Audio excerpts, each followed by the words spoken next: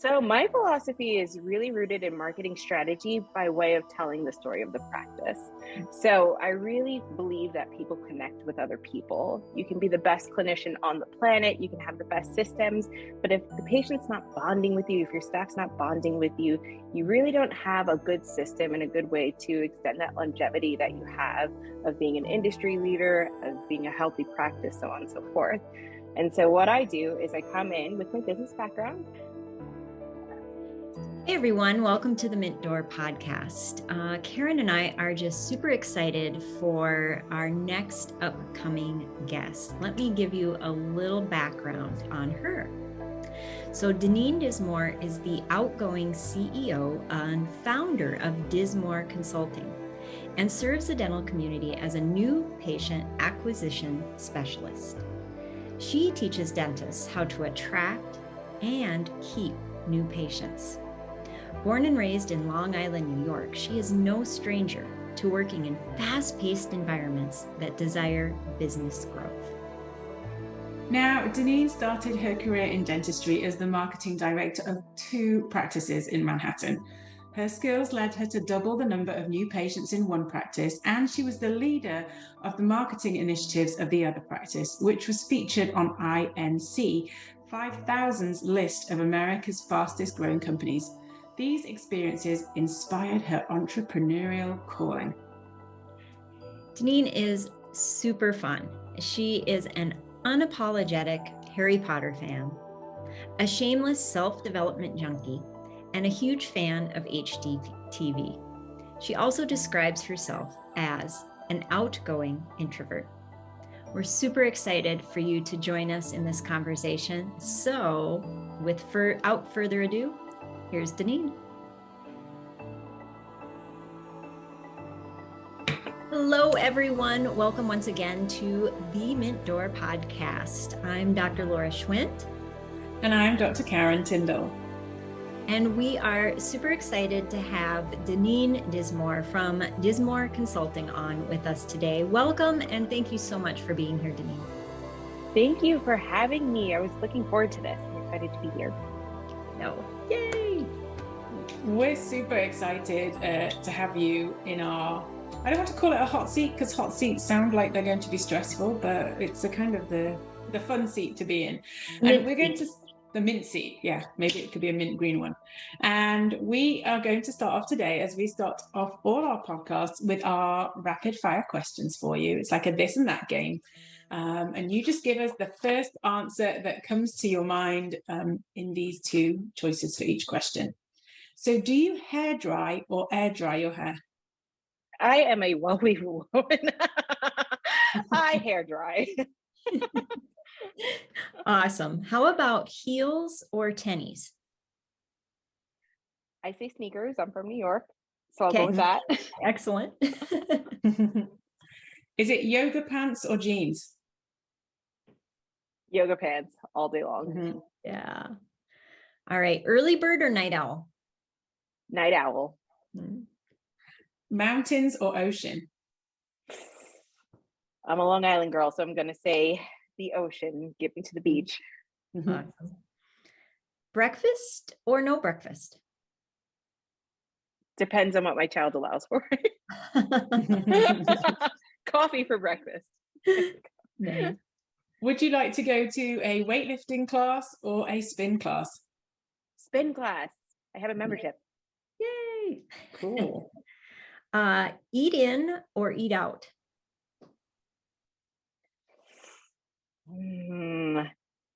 I'd say eat out, although I rarely do. Okay. This one is relating to one of your passions. Is it Ron Weasley or Hermione Granger? Oh my goodness, how could you? Hermione, I love her spirit. I do. Awesome. So movies or Netflix? Movies. A book or a Kindle? Audible. Fair enough. Cat or dog? Dog. Would you order a burger or a salad? Both with a side of fries. I like that answer. That's good. All right. And then Saturday or Sunday? Saturday. Nice. It's my spin class day. Oh, fun. That's a good day then. So you actually go to a live spin class? I do. I was trying to get into the whole at-home fitness thing for spin. And I just couldn't. I was like, let me just go to a class, see if I can really commit, because by the time you invest like $1,000 or so in a bike, you better be committed. But the live in-person community is something that I really appreciate. So yeah, I go to Cycle Bar on the weekends. Oh, very nice. Well, and that's your time too, then. It's away from home. It's yes. Time. Yes, that's right. Very nice. Well, thank you for answering those rapid fire questions. Now we're warmed up, and let's learn a little bit about you and your philosophy. So I know that you have an extreme expertise in new patient acquisition, and that it goes beyond pretty logos, fancy waiting rooms, everybody wearing the same color scrubs, and occasional promotions. So can you explain what your philosophy is and how you help offices attract and retain new patients? So my philosophy is really rooted in marketing strategy by way of telling the story of the practice. So I really believe that people connect with other people. You can be the best clinician on the planet, you can have the best systems, but if the patient's not bonding with you, if your staff's not bonding with you, you really don't have a good system and a good way to extend that longevity that you have of being an industry leader, of being a healthy practice, so on and so forth. And so what I do is I come in with my business background and I offer them suggestions for a practice to help them attract their target audience. And I do it by way of extracting data. I never like to guess. One of the biggest misconceptions for the creative industry or the creative side of business is that we go with our feelings and we go with our gut instincts. And sometimes we do, but I find that there's a lot of gems that are in the data. And it's my job to extract those gems and figure out how to properly allocate resources, whether it's human capital, money, so that we can really create a good system and then move forward and make those 2 millimeter differences to make a lasting impact that's sustainable for the practice. I love that. So it's very practice specific, probably. I mean, there's definitely some overarching themes. There's some things that translate from one practice to another, but since not every practice is going for the same type of client, or maybe they don't have the same specialty, it is pretty custom to the practice. And that's one of my favorite parts, getting to bond and really getting to know my clients and their team and making magic that comes from that. Yeah. Nice. So you talk about the magic, and I think the bit that intrigues me there is it's not just going with gut instinct. There's data and facts and everything that hides there. How do you discover that magic that sits in that data, and why is that so important? Well, there's two things. There's magic in the data because there's a lot of things that are just completely just unseen. They go unseen. So for instance, a lot of the times they say, I want more new patients, but they don't realize that a bulk of their patients are coming from this specific person, this specific practice. Maybe their following comes from Facebook. So really just extracting that and uncovering not only who they are as a practice, what they're going for, but who they want to be, which comes from conversations that I have with team members, from the practice owner all the way to a clinical support member or an administrative team member. You'd be surprised at how many different viewpoints, how many different values that there are that form one cohesive idea, but it's the angle, it's the viewpoint that I really like to exploit, and then share it from multiple points of view to connect with their future patients.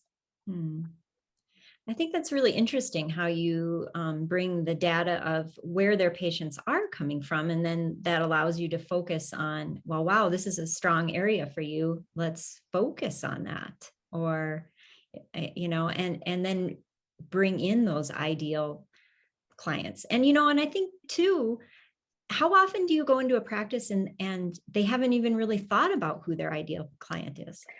Well, define go in, because these days the world is pretty virtual. So when it comes to, getting acquainted with a practice, I find that a lot of them don't really have a defined niche. You know, if I'm a general dentist and I'm looking to grow, what does that mean? Are you speaking to millennials? Are you speaking to an older population? Are you looking to go into the aesthetics, the cosmetic side of dentistry? Are you really rooted in preventive care and using that oral systemic approach in order to make a lasting impact on your community? So being able to have those conversations of not only what's the vision, right? But who are you actively serving? Where are they coming from? And who are you attracting just by doing some of the things that you're already doing? And how can we take advantage of that? Mm-hmm. It's so intentional. Mm-hmm. Not just Yes. who the patients happen to be. You can see what you've got, but it sounds like you can be very intentional about who those new patients will be as well. Absolutely. And I recommend that if you're talking to everyone, you're talking to no one. I preach that a lot. And a lot of the times, we want to, we're lifelong learners. We want to help everyone. But the truth is, if you help people that you are not only qualified to help, but passionate about helping, that's where the growth comes in, not only from a financial standpoint, but growth internally. The more investments that your staff and your team makes into not only refining their craft, but connecting with the audience that you're really passionate about serving. I mean, it leads to some pretty exponential results as long as we stay the course with my help. Yeah. When I listen to you describe this, it makes me think that it's almost like personal development for the professional team. And I know that you have a passion for personal development. I do. Yeah. So tell us a little bit about your background in personal development and maybe some suggestions for those people in our community that have been on that academic road for so long that they've maybe not been doing personal development and they're interested in getting started. Yeah, well, that's honestly my exact story. I started off my career in hair, but which is interesting because a lot of people are like, how in the world did you go from hair to dentistry? It was the analytics. I felt like it was fun being in the hair industry, the beauty industry. But as far as taking a deep dive into the data and connecting with people on an academic level, I wasn't able to easily do that in that setting. So I ended up falling into dentistry, which is the best thing that ever happened to me. But I found that pretty early on in my career, I was overwhelmed. I was burnt out. And one of the first things that was a sign that I needed to take a break and to really work on myself is when my hair started falling out. A lot of people don't realize that the way that I wear my hair, yes, I'm from the hair industry, but I have a condition that's called alopecia. And when I get overwhelmingly stressed, my hair will fall out in clumps. I had a hole the size of a silver dollar in the back of my head from running on adrenaline and really pushing and really wanting the best for myself, but that wasn't sustainable, right? So I was burnt out, I'm overwhelmed, I'm answering emails on vacation. There was no boundaries and no balance. And granted, I needed to do some maturing and growing. So I went on this journey and I've done so many things to make sure that I stayed rooted in not only who I am, but was able to flourish in a way that was healthy and progressive. So I've gone to Unleash the Power Within. It's a Tony Robbins event where you walk on fire and you really work on yourself. I've done that twice. I have consulted with an astrologer, a personal development coach. I have had a results performance coach. I think that's what the Tony Robbins team calls them. I have done many forms of therapy. I've consulted a shaman. And I've read so many different books. I've seen Michelle Obama speak. Anything that I can do to get my hands on not only who I am, but what's important to me, but how can I make a massive impact in my life? Because when I win, my world wins, my community wins. It's something that I am very passionate about. And it ultimately translates into the way that I conduct myself in a business setting. So when I have my consulting things going on, I'm just everything from how you show up to the meeting. Are you listening actively? Notice your physiology when we come and work together, all the way down to, well, what are you reading? And can I send you a book or an Audible suggestion? that can help you as you navigate through all these changes that can be uncomfortable as I help you grow your practice. Yeah, I'm all about that. Wow. I think that that is really special because that is something that, in my experience with consultants, that they sometimes miss that piece of that self-development of the team leaders. And you probably can see if there's some signs of burnout or some signs of overworking or some signs of chronic stress. And you probably can tune into that pretty well, having gone through that and then gone through the self-development journey. Absolutely. I think it serves me that I worked in an actual dental practice and that I have that experience in New York, of all places, one of the most saturated and competitive markets. It was one of the best boot camps of my life.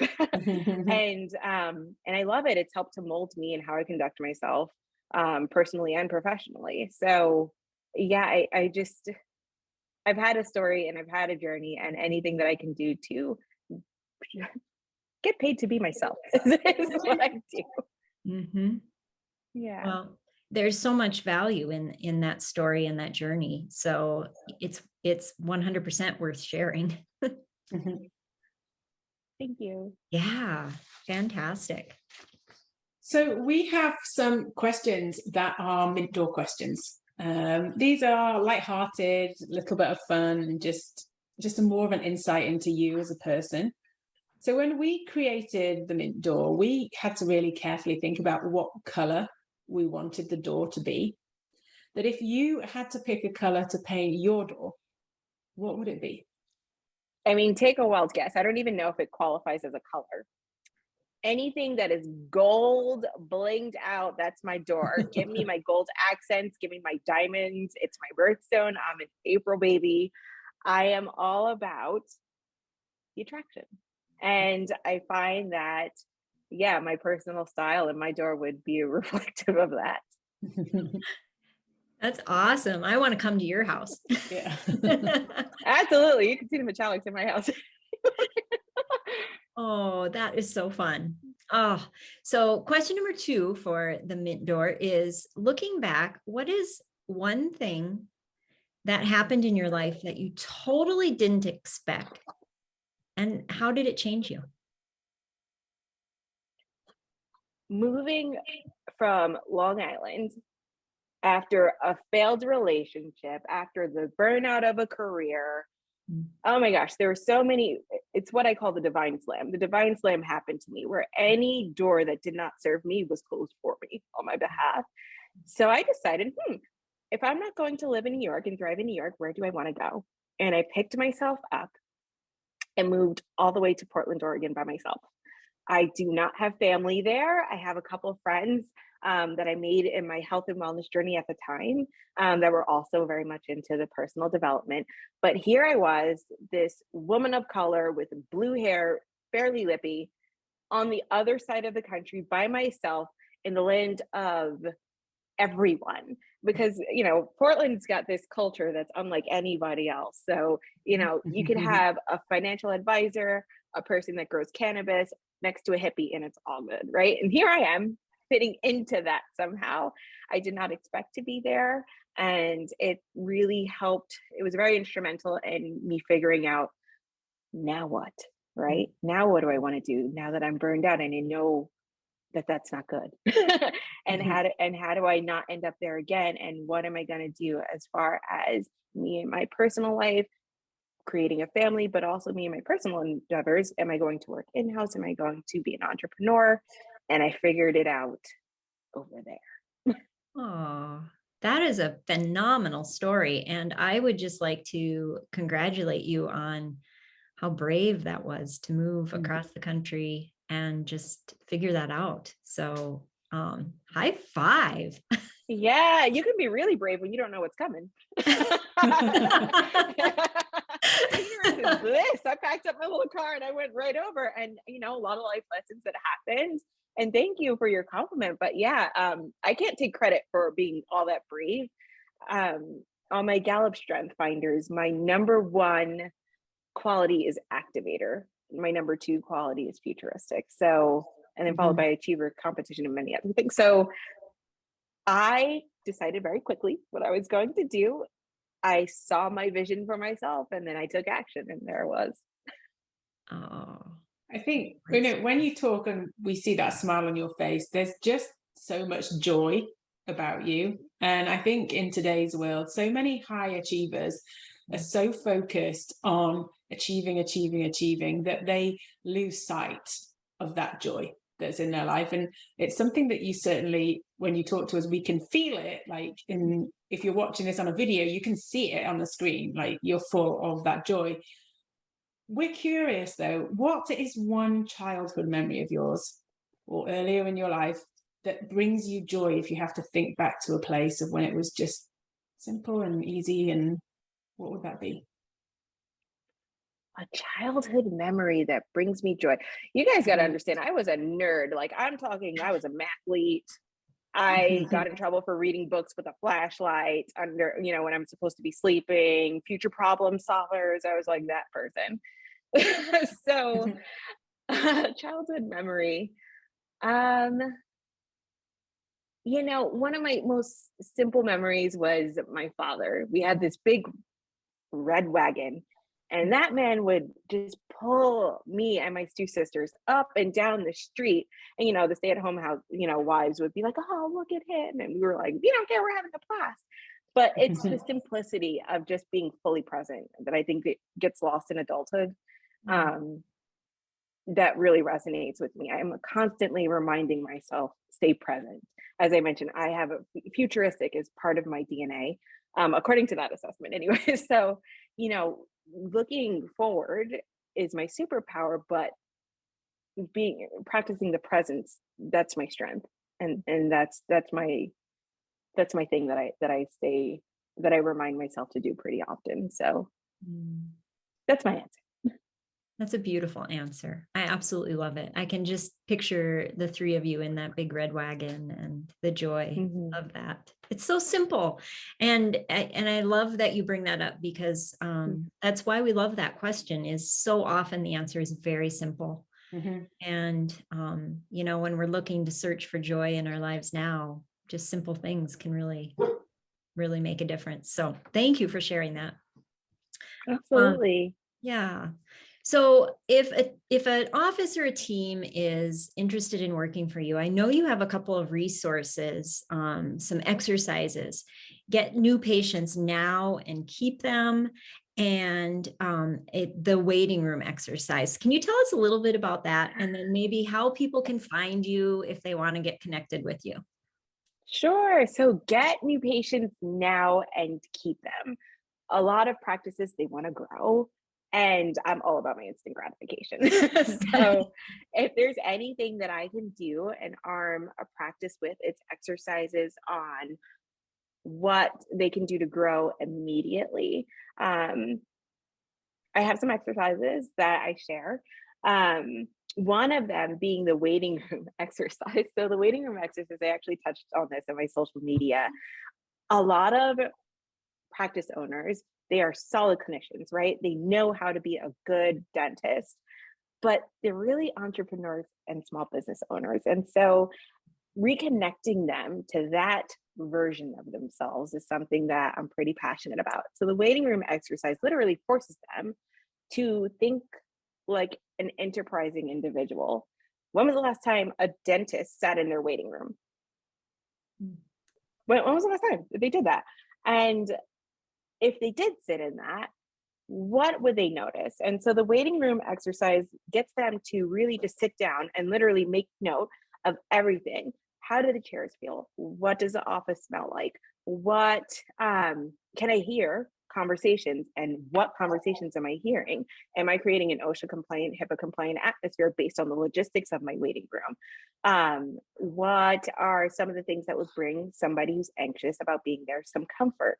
What am I doing to essentially establish and maintain those relationships from anything? Like, what am I doing to market to them, to let them know about some opportunities that they can take advantage of? What am I getting them to buy into? How do I present myself as a brand? And does it demonstrate what my values are? Do we come across as a and purpose-driven group in a professional setting? And can I establish trust in that way? In what ways can I do that? The waiting room exercise really walks them through all those steps that I think are really easy to forget, but important. Because if you're not, if you're not connecting with the people that you wish to serve from the very beginning, what are you doing? You're telling them to leave. And I want to help you to get new patients now and then keep them. And the waiting room exercise is a really fun and easy way that you can just do once a quarter, either by yourself or with your team, to make those simple improvements to make a difference. Wow. That's a really phenomenal exercise. And thank you for sharing that with us. Gosh, you are a wealth of knowledge, joy, expertise. And I can imagine that anybody that works with you is going to be extremely happy they did. So how can they find you? How can we locate you? So I have a unique name, thank goodness. My website is deneendismore.com. Consulting at deneendismore.com is like a easy way to just get in contact with me. Like, hi, Deneen, I heard about your waiting room exercise, or I would love to work with you. Contact me through email. Find me on any social media platform. LinkedIn, just type in my name, Deneen Dismore. Google Deneen Dismore. I'm the only one in the planet. So they can get in contact with me there. I'm on Facebook, I'm on LinkedIn, I'm on Instagram. Very easy to find. Fantastic. Well, we will make sure that we have all of your links in our show notes so that if anybody is listening or watching this on YouTube, you can check out those links, and please take advantage of all of the beauty and expertise that Deneen can share with your office so that you can journey on a self-improvement path with your office. Thank you so much for joining us today on the podcast. We look forward to working with you more in the future. Yeah, absolutely. Thank you so much for having me. This was fun. Awesome. Yeah. Always a pleasure, Deneen, to see your smiley face. Yes. All right, everyone. Thanks for being here, and we'll see you next time on the Mint Door Podcast.